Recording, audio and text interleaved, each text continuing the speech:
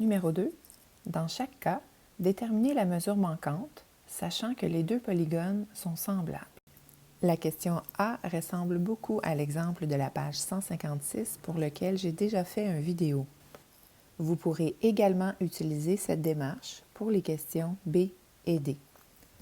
En ce qui concerne la question C, elle a une petite particularité, alors c'est celle que je modéliserai pour vous. Pour déterminer la mesure manquante en présence de deux polygones semblables, la première étape est de repérer les côtés homologues. Ce côté est homologue à celui-ci, ce côté homologue à celui-là, ces deux-là sont homologues et ces deux-là aussi. La prochaine étape est d'identifier la paire de côtés homologues pour laquelle nous connaissons les deux mesures. Dans cet exemple, il s'agit de la paire des côtés bleus. La prochaine étape sera d'identifier la paire de côtés homologues qui inclut la mesure manquante, celle que l'on cherche. Dans ce cas-ci, il s'agit de la paire de côtés roses. Ensuite, on va construire une proportion avec les deux paires identifiées aux étapes 2 et 3, donc avec la paire de côtés bleus et la paire de côtés roses. Dans ma proportion, mon premier rapport sera le rapport entre les côtés bleus et mon deuxième rapport sera le rapport entre les côtés roses. Au numérateur, j'indique la mesure du côté bleu de la figure image, donc 32,28.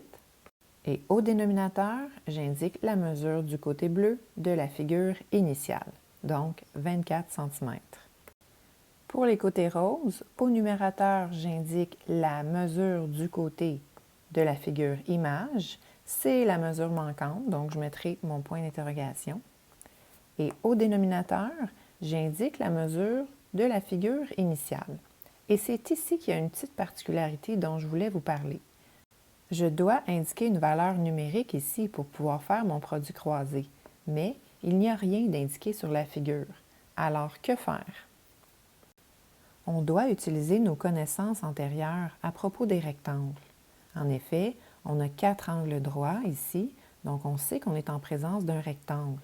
Et à ce stade-ci de nos apprentissages, on a déjà appris que les côtés opposés d'un rectangle sont de même mesure, sont isométriques.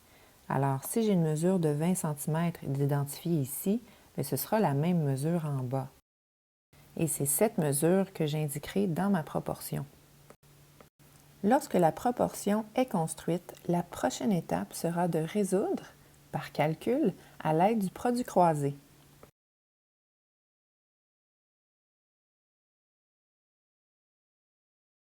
On doit multiplier les deux mesures qui sont sur l'oblique, donc 20 fois 32,28. On divise par le nombre restant, divisé par 24, et on obtient la mesure manquante. 20 fois 32,28 divisé par 24, ça donne 26,9 cm. 26,9 cm était donc la valeur numérique de la mesure manquante.